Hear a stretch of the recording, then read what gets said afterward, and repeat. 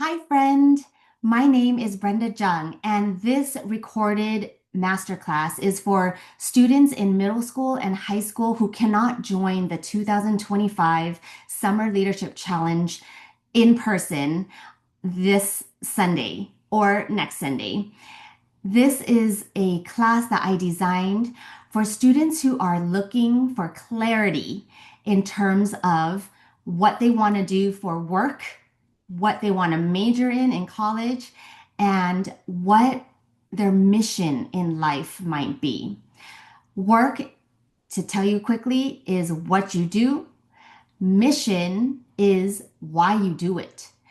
That is the topic for today's leadership class. And if that resonates with you, if you want to know more clearly why you are here and what you were made to do, then keep listening. Today's promise is clarity. In the next hour, probably less than an hour, because this is a recording and we are not going to use time to participate in answering questions. You are going to gain clarity about your life's mission or purpose and your future work, your career direction. You will, by the end of this recording, understand the difference between your mission and your work.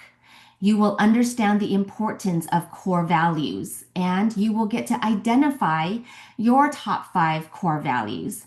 You will get to decide on the next action step that you will take during this upcoming 2025-26 school year to continue what you start here today. Continue gaining clarity about what you want to do for work and why. So, if you are going to tune in for this entire recording, I would recommend that you take time to download the worksheets that I use during this leadership challenge so that you can take advantage of that resource and follow along as I give you the answers to fill in the blanks of those worksheets.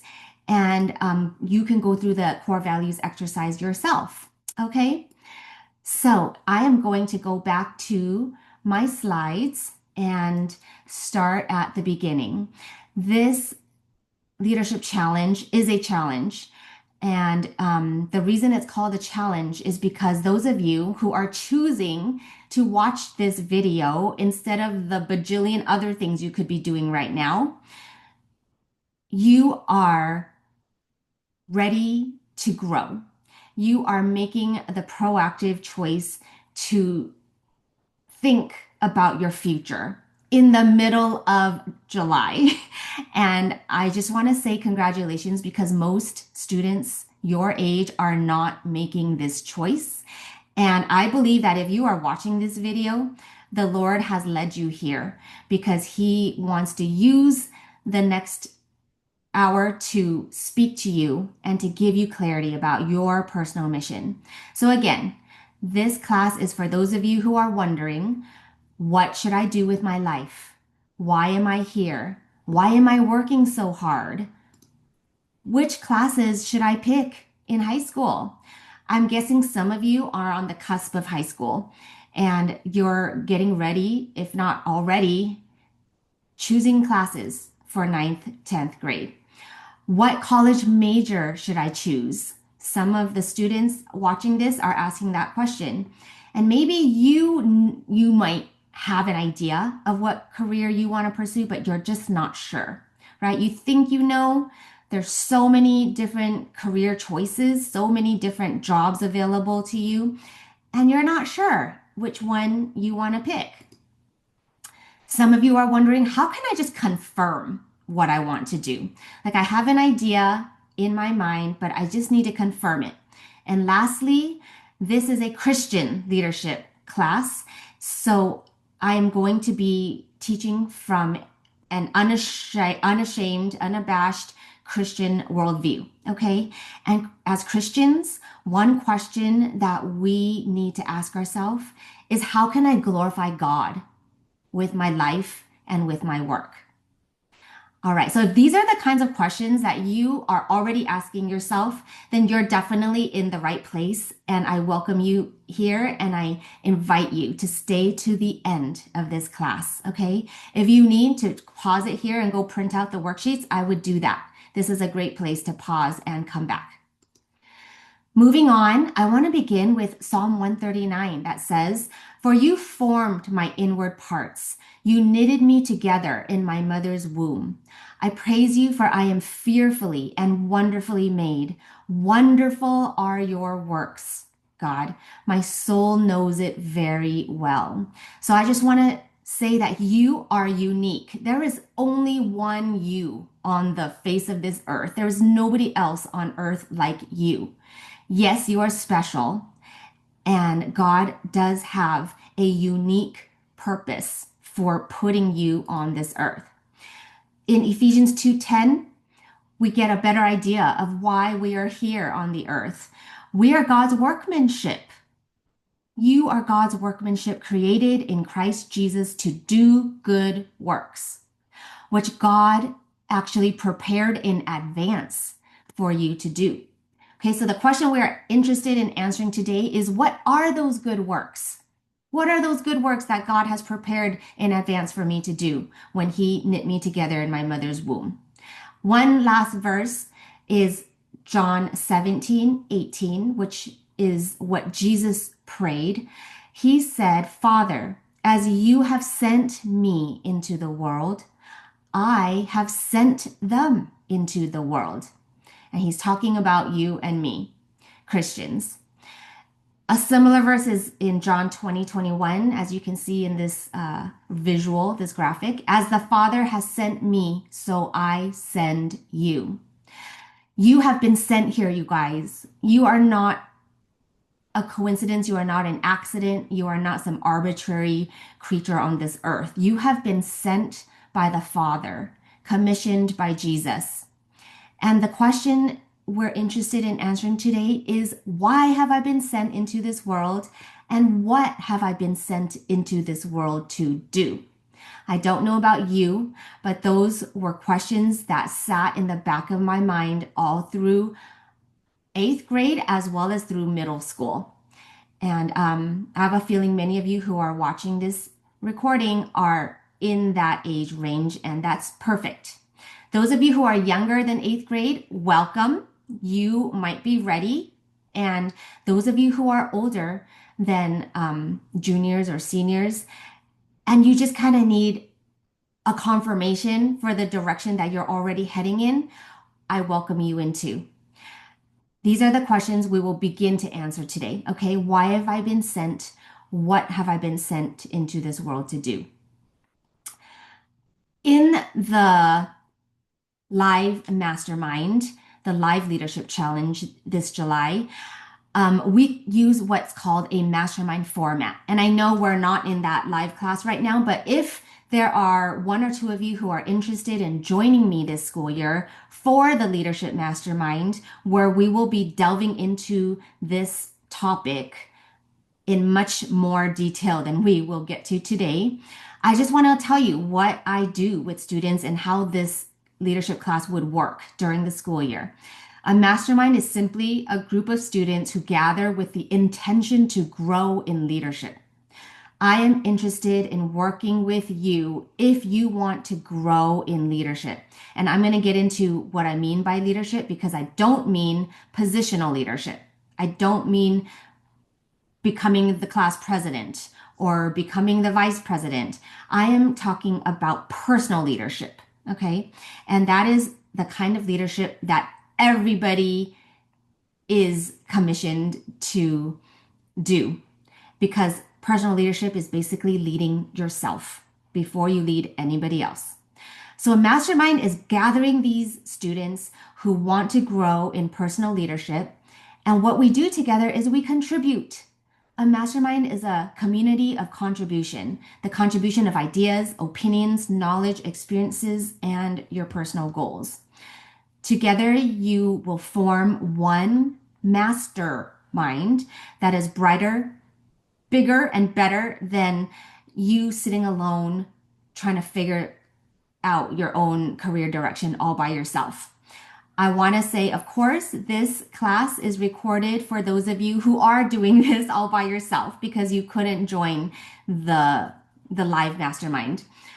And that's fine. I believe you will still gain all the knowledge and all of the benefits from the information in this class. What you will miss is just the community. You will not get to read what other students are sharing in the chat box. You will not get to hear their voices on the microphone, but maybe that's perfect for you, and that is exactly what you want. In that case, indulge yourself. Just to tell you a little bit more about who I am, my name again is Brenda Jung, and I am actually a mentor to middle school and high school students.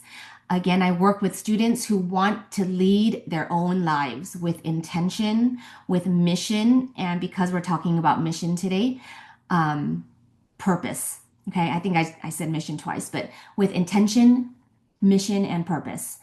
I founded this leadership program called the Well Led Life Leadership Mastermind 4 years ago. So this is actually my fifth year. And I help students to grow in personal leadership.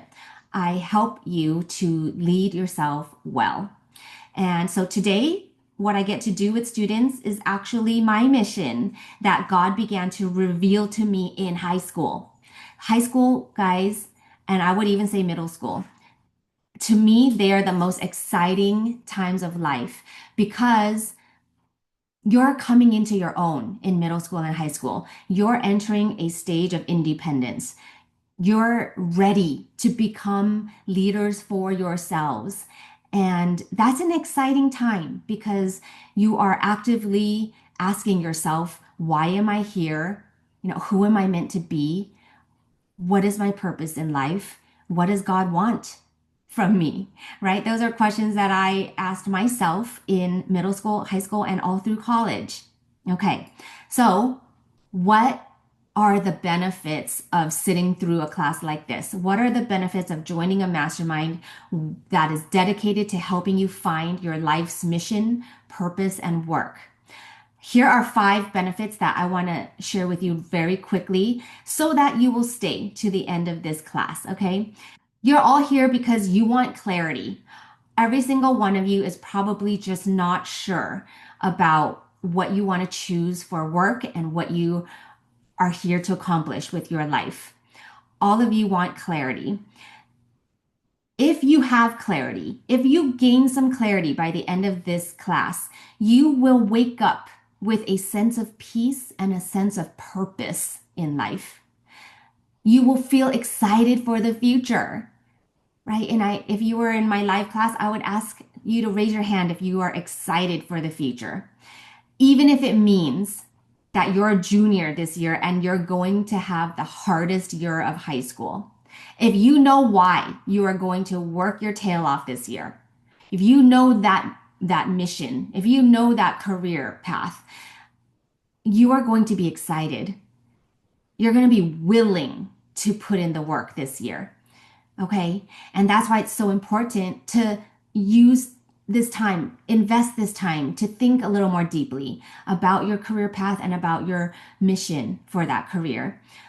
Because it will make a difference in how you feel this school year, especially when you have a lot of pressure and a lot of work to accomplish.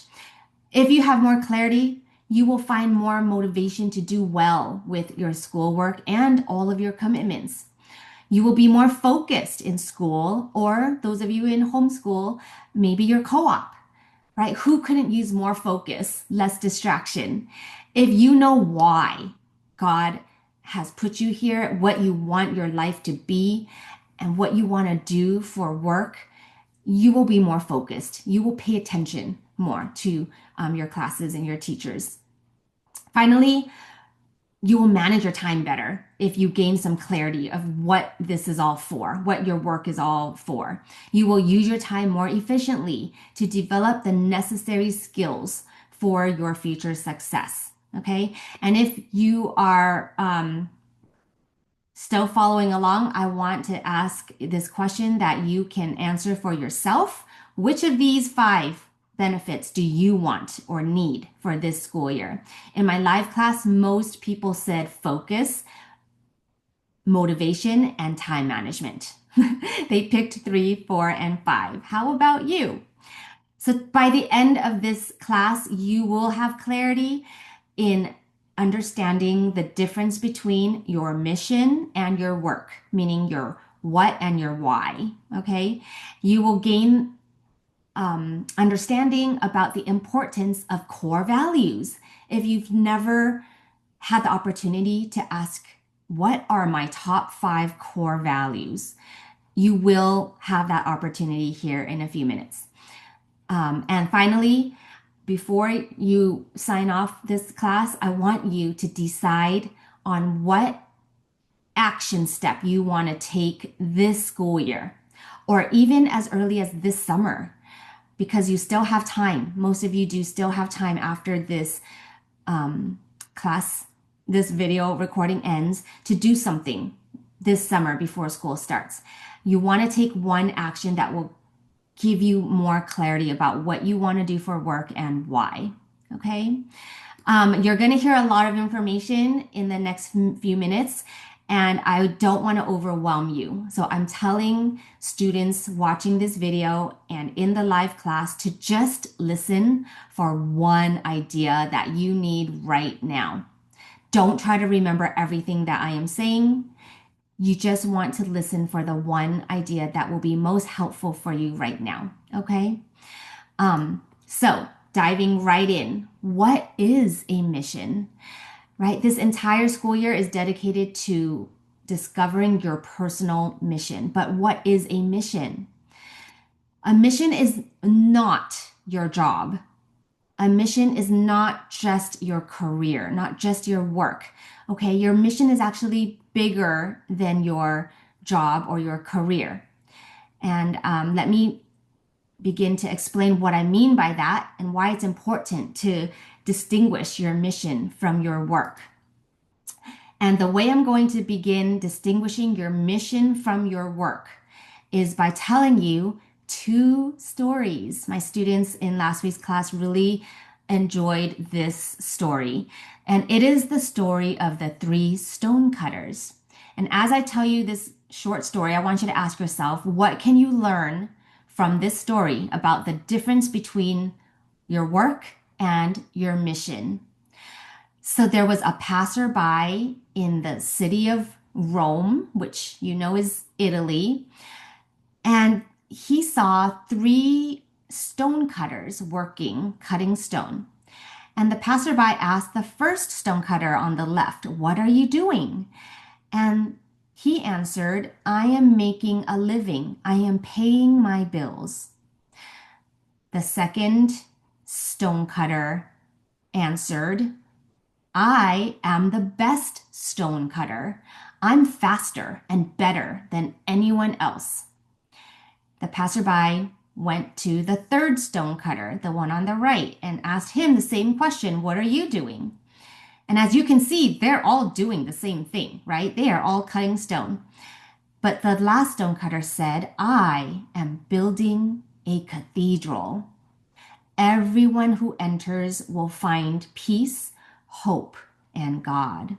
And if you don't know what a cathedral looks like, let me show you what the inside of a cathedral could look like, especially in a place like Italy or Europe. So, what can you learn about the difference between work and mission from this story? The first stonecutter is asking basically, "What do you pay?" Here in the yellow font. The second stonecutter is asking, "What can I achieve?" Right? He saw his work as a challenge to show his best self. It's all about personal growth. It's all about him, kind of pridefully, being better than everybody else. He wants to be the best stonecutter in the world. And the last stonecutter, really, his question is, how can I contribute? How can I contribute not to just the people right now who will benefit from this cathedral, but even future generations who might step foot into this cathedral that I am building? Okay. I hope that story illustrates the difference between three different perspectives of work, right?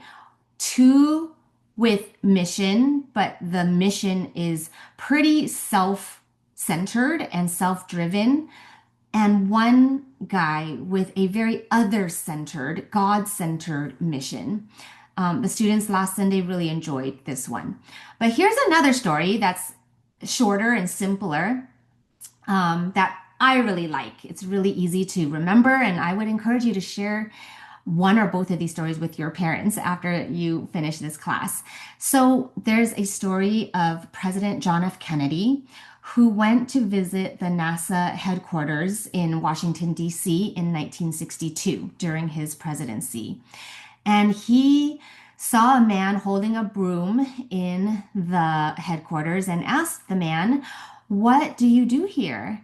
And the man answered, "I am helping to put a man on the moon." Now, this guy, he was a janitor in the building, but he didn't answer President Kennedy by saying, "I'm just the janitor. I just clean up here. I just sweep the floors." He said, "I am helping to put a man on the moon," because at that time, that was the mission of the country, to put a man on the moon.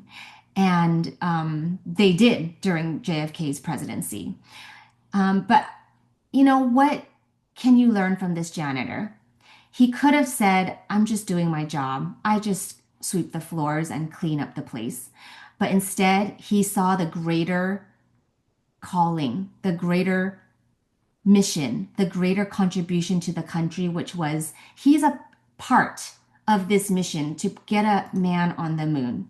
And even though all he um, does is sweep floors, he didn't see it as a menial job, a meaningless job.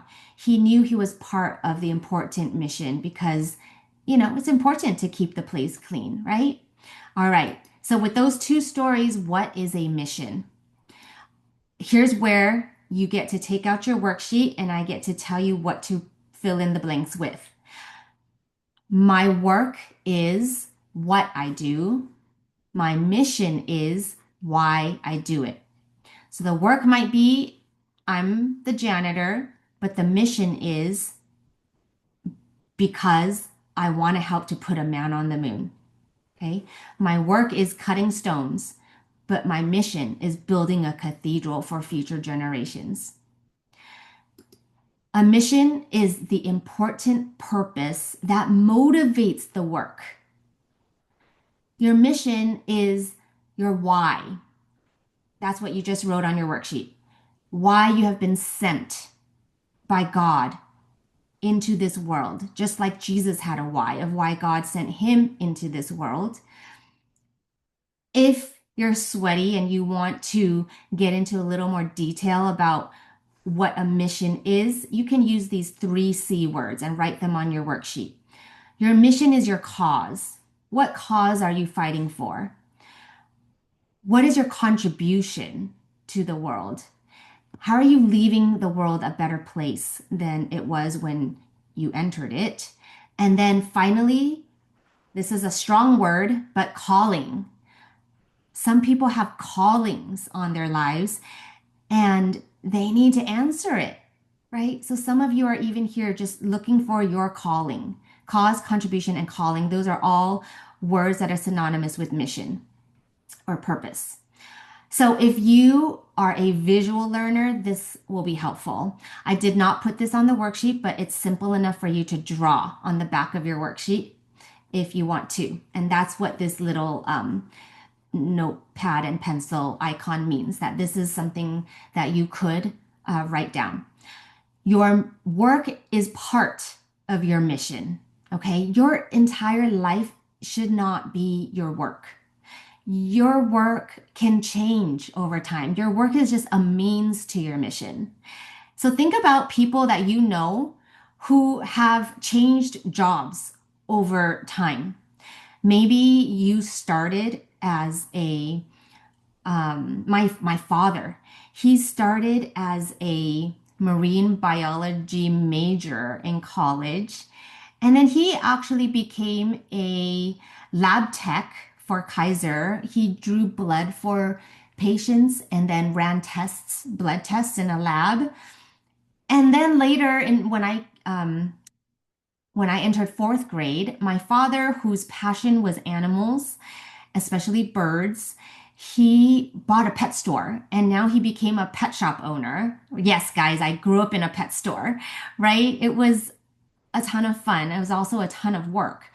But there are so many people who change professions and change careers and change lines of work over time.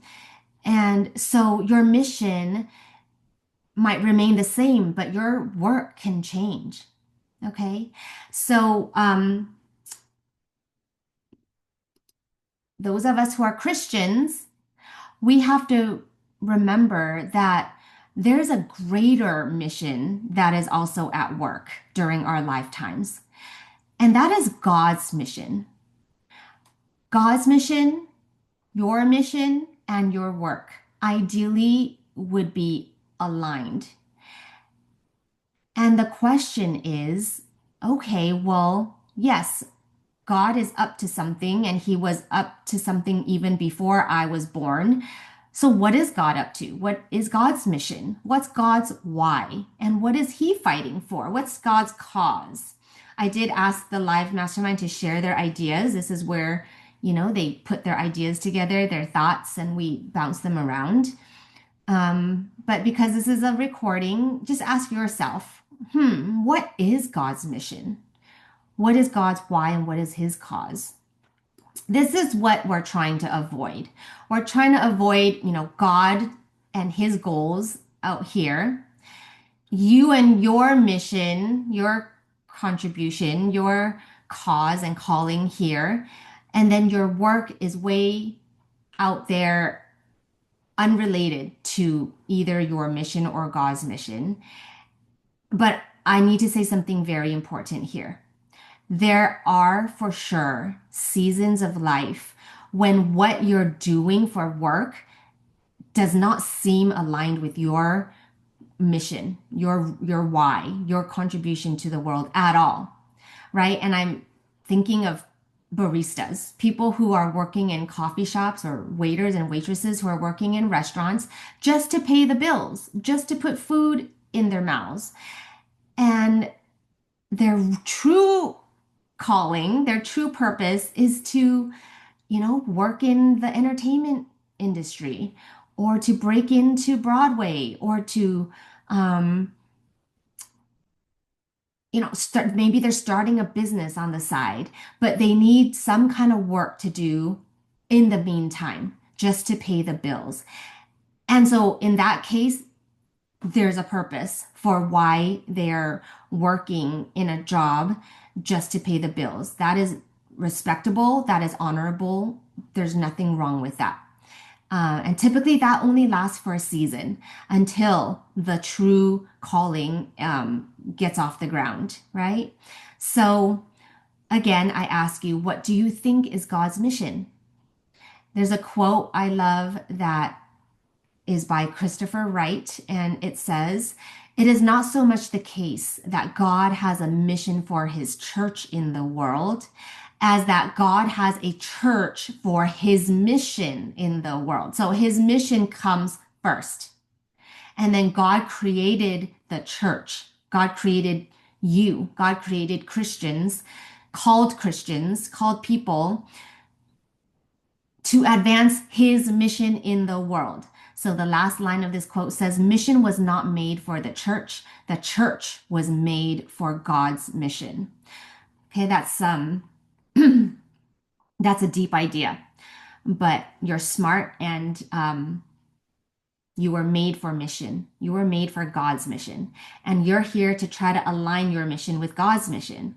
So one more slide about God's mission. Finally, what is God's mission? to redeem and restore his people by meeting their needs. First of all, their spiritual need for salvation, right? Our biggest problem is our sin.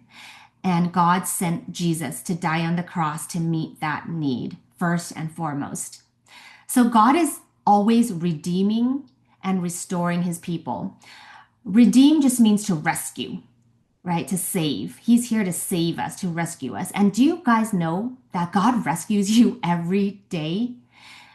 He didn't just rescue you when he saved you, right? When you were justified, when you received your salvation. God actually saves us in hundreds of ways every day in ways that we do not even see. And God is always in the work of restoring and repairing, making us whole again, right? He is sanctifying us and making us more and more like Christ. So the verse that illustrates God's mission is the classic John 3:16. For God so loved the world that he gave his one and only son, that whoever believes in him should not perish but have eternal life. Okay? God is here to love the world so much that he saves it. And he's here to give us eternal life, to repair us, to restore us back to him, and to sanctify us, to be more like him. So I just put this verse on the visual so that if you are drawing this out on your paper, you can just simply write next to God's mission to redeem and restore his people by meeting their needs in Jesus Christ. Okay? So the next question is, what is your mission? Your mission is actually the same as God's mission, to redeem and restore people by meeting their needs with good works. Remember I said Ephesians 2:10, you were created for good works?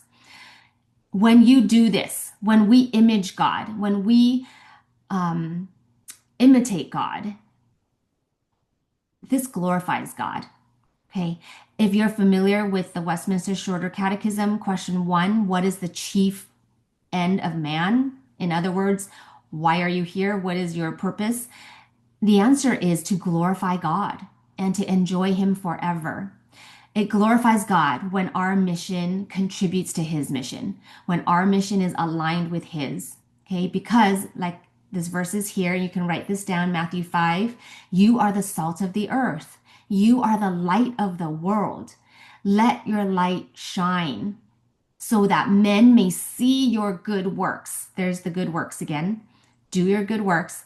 Why? To glorify you? No, to glorify your Father in heaven. Okay, so we glorify God when we are salty and we are bright. And we do our good works, not so that we can be recognized or be given credit, but so that God can be recognized and given credit. Okay, so we said that the way mission works is by meeting real needs. So I want to help you out here. One question that you can ask yourself if you're still not clear on what your mission is in the world is, ask yourself, what needs do I want to meet with my good works? What needs in this world do I care to meet?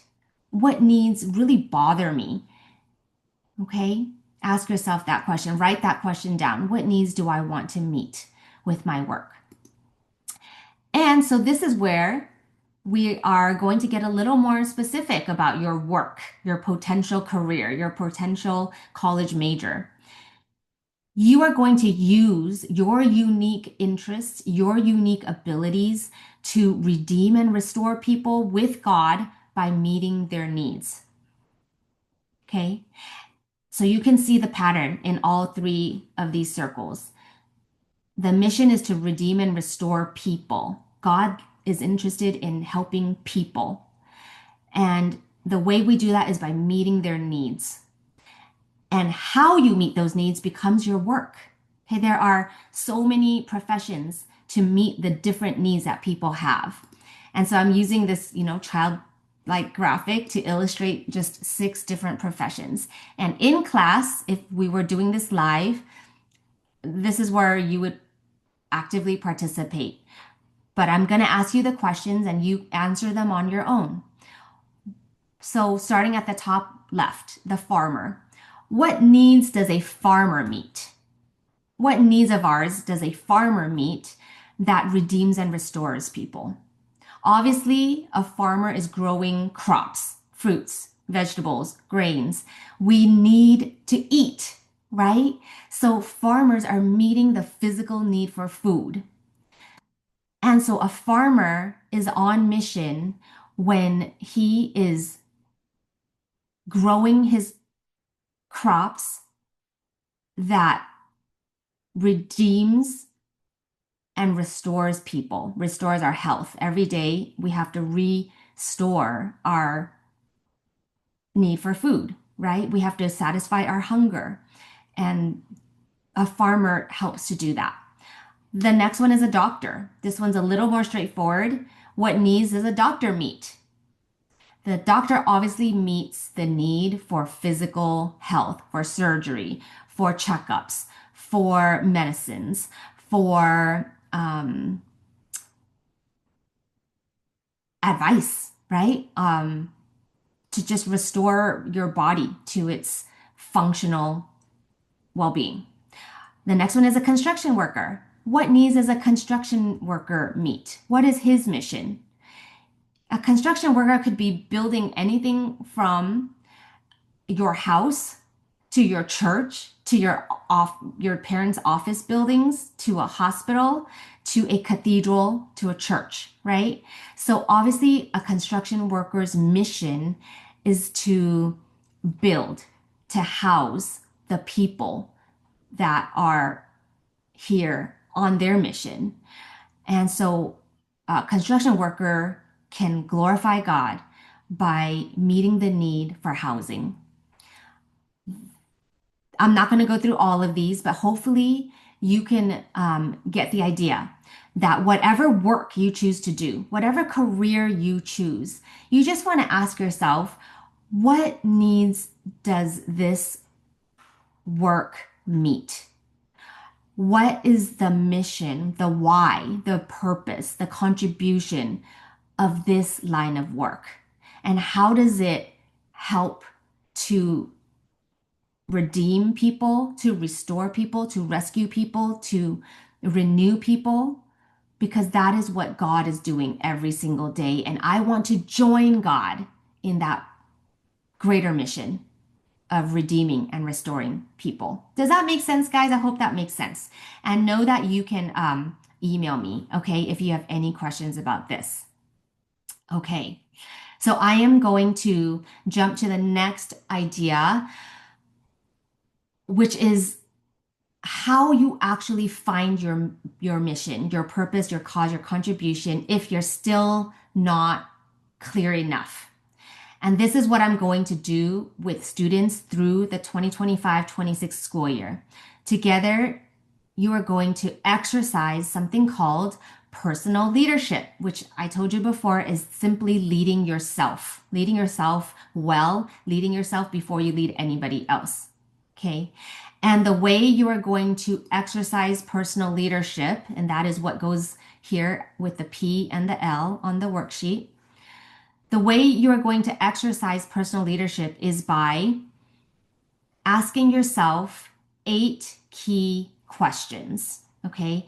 And that is depicted in this graphic on your worksheet. These are 8 boxes of 8 key questions that I am going to walk us through pretty soon here.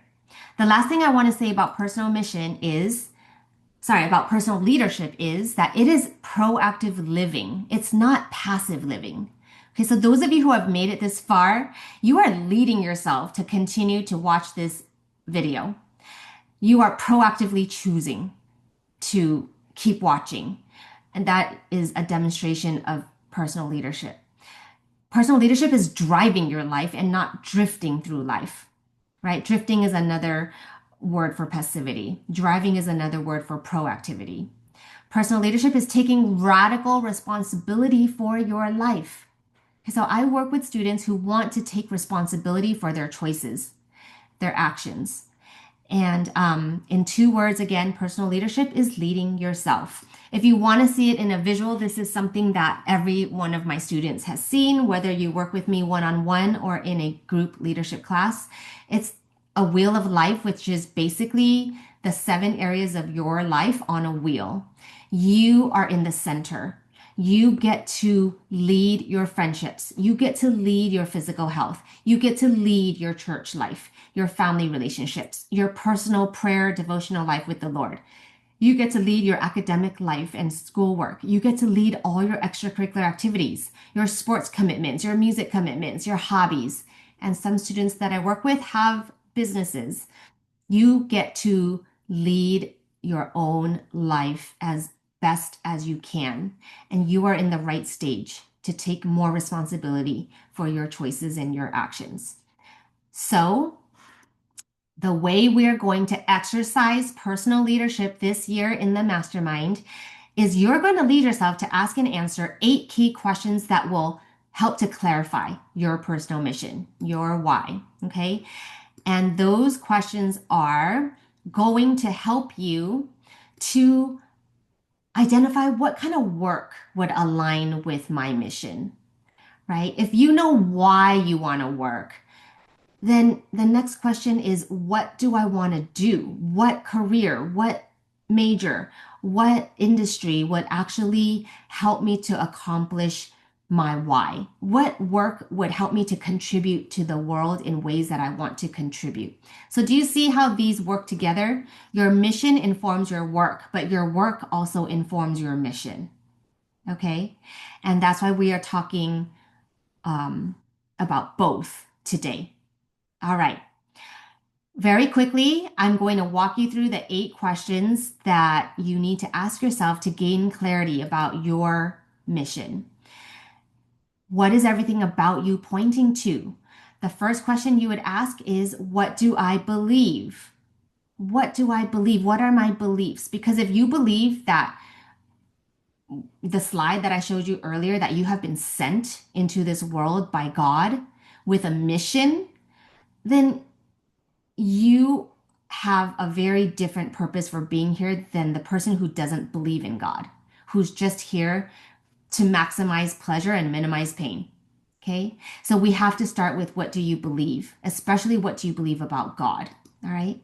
Then you ask yourself, what is my definition of success? What to me is a successful life? Is it what the world tells me that a successful life looks like, right? Health, wealth, freedom, comfort, autonomy. Those are all the world's definitions of success.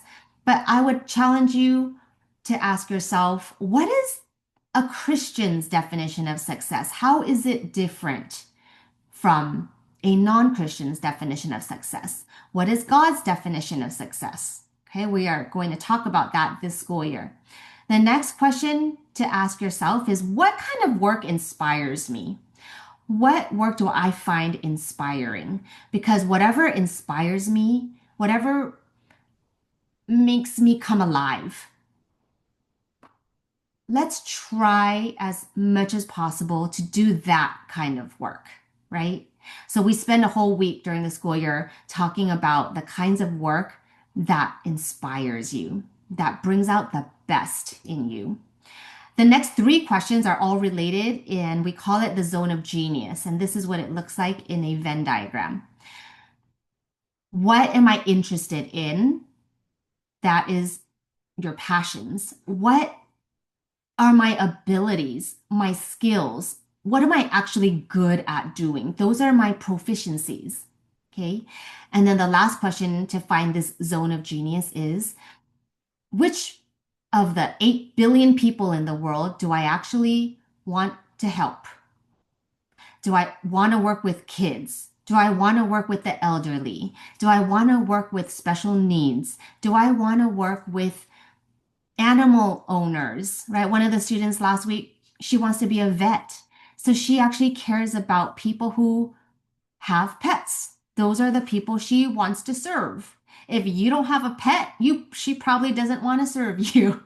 And that is okay, right? So your passions, your proficiencies, and your people, that becomes your zone of genius. And then today, in this next few minutes, I'm going to walk you through the core values exercise so that you can identify the principles and standards and priorities that matter the most to you. Core values, you guys, are supposed to provide a boundary for your choices and your decisions. They're supposed to keep you aligned with what matters the most to you so that you don't waste time on what doesn't actually matter to you. And finally, you want to ask yourself to find your why, to find your contribution and your cause. What defining moments in my life have shaped me into the person that I am today? So I mean both positive experiences and negative experiences, right? Some of you have gone through some negative moments in your life that have informed who you are today. You know, they've informed some of your beliefs. They have informed your attitude. They have informed your definition of success. So it's really important to think about what are the key moments in my life, positive and negative, that have made me into what I am today. Okay, so going back to core values, okay, I want to ask you, I want you to leave with knowing what are your core values. I want you to ask yourself, what matters most to me? How am I going to make choices in my future? Core values are on this worksheet. And basically, a core value is an uncompromising, important principle or standard that guides your decisions. Okay, so core values are supposed to be so important that they are uncompromising, right? And this is why, if you know what your core values are, you can say no to opportunities, to relationships, to open, doors that seem open if they don't align, if the opportunities don't align with your standards for your own life. Okay, so I'm just reading off the paper here, okay? Your core values are what matter most to you, and knowing what matters most to you will help you to make wise choices that are aligned with who you want to be. Identifying your values will protect you from wasting your time and energy on activities that don't matter to you. Okay, so those of you who are doing too much, your schedule is too full, you are too exhausted, you're not even sure why you're doing some of the things that you're doing, this is a really good test for you. Are all of these activities that I am currently committed to actually important for me to do? Do they actually matter? Or am I actually wasting energy on unnecessary activities? Should I be redirecting some of my energy into activities that are actually aligned with what I want to do post college in my future? Very, a very short summary of core values. They are your guiding standards for how to use your life. They are your priorities. They are what matters most to you. Okay, so jumping into this exercise, all you do is read the words in these four lists of values.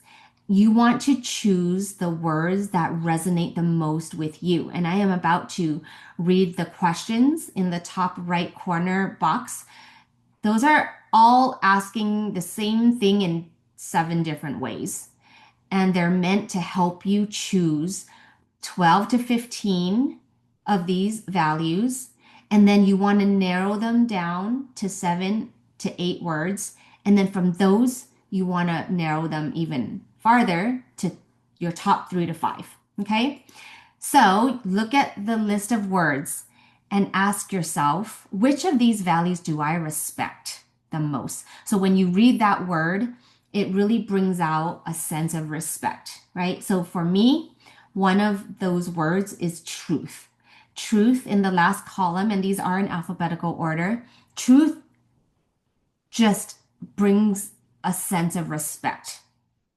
And that's why truth is one of my core values. How about you? Which values fill you with life? So when you read this word, when you read this value, you're filled with a positive energy. You're filled with hope and a sense of fulfillment. So for me, one of those words that does this is creativity. Creativity is another one of my core values because whenever that value comes to mind, I have a positive energy that goes through my body. I love being creative. Which values describe you at your best, right? So on your very best day, if you're having a really good day, which of these words on these lists would describe you on that day?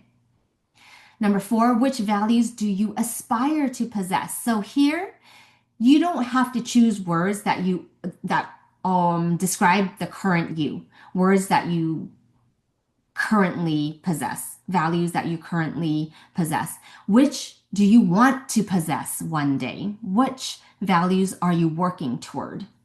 Okay. And then the fifth question is which values are you willing to work for? Like this value means so much to me that I'm actually going to sacrifice for it.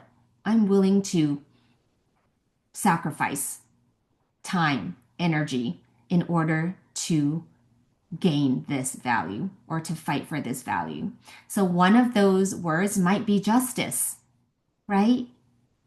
If justice is one of your core values, most likely you're going into law.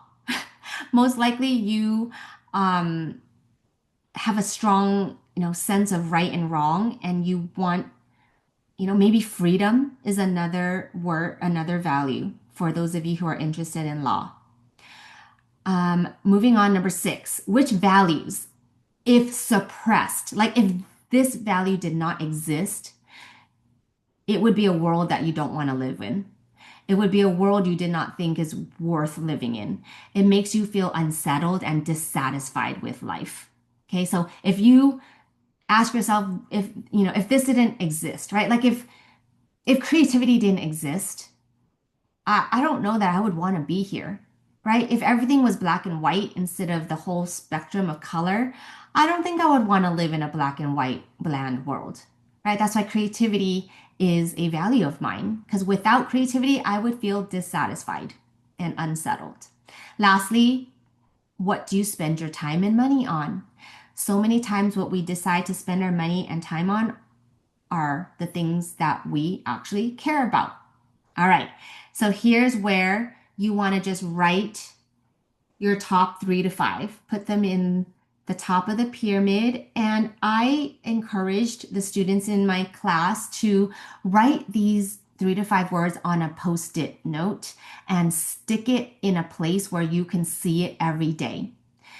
Because if you see your 3 to 5 words that describe the best you, your best life, you will subconsciously aim for that every day. You will try to be that person and live that ideal life according to your personal standards. Okay. So I would love to know what your 3 to 5 are, and you're welcome to share that with me in an email. Okay. We are winding down, and I hope you enjoyed that core values activity. That worksheet was taken straight out of the curriculum that we are using this coming school year. Okay, so if you enjoyed that worksheet and that activity, we're going to do more of that this year in the mastermind. Right now, I want you to take action. I want you to decide what is my next step. Okay, maybe I've gained some clarity, but I want even more clarity. Guess what, guys? Clarity does not come by thinking. Clarity does not mean I'm just going to think about it some more, think about my mission. Clarity comes from taking action. So I just want you to commit before leaving this video. What is one thing that I can do right now to gain more clarity, to go in, to take the next step in the direction that I am heading in? Okay, so last week, the girl who said she wanted to be a vet. She said, I'm going to try to walk some dogs this summer. That's great because walking dogs is going to help her to get to know the different breeds and the different personalities. And it will help her to learn how to work with dog owners, right? Which are the exact clientele that she would work with in a vet's office, right? So, um, there was another girl in the class who is heading in the direction of science and medicine. And she said that her next step would to try to get a volunteer position in her local hospital and that she would watch more YouTube videos about a day in the life of a nurse, a day in the life of a doctor, a day in the life of a pharmacist. And watching videos would help her to clarify what area of medicine am I interested in, or, healthcare and science. So ask yourself, what is one thing that I can research that would give me more helpful information about what is involved in this job, in this career? Do I know somebody that I can interview who is doing the work that I think I might be interested in doing? And let me tell you, if you don't know the person personally, who do I know who can connect me to that person? Okay. So, for example, there was a kid in the class who wanted to be a professional baseball player. And I said, do you know a professional baseball player? And he said, no. So he couldn't interview somebody in Major League Baseball. But I said, who might know somebody who maybe knows not somebody in the major league, but maybe somebody in the minor league? And he said, his baseball coach. I said, perfect. Ask your coach at your next practice, do you know somebody who is in the minors? And can I talk to that person? Is it possible for me to set up a 15-minute interview to ask him, what does it take to do what you do? What can I do at my age, in my stage? What is a good day for you? What is a bad day for you? How much do you get paid? What challenges have you overcome? There's so many questions that you could ask in an interview to gain clarity about what this job will require of you. Okay, you can contact organizations, you can try to get an internship, find a summer program to explore the job a little bit more. And for those who are really sweaty, you can create a passion project.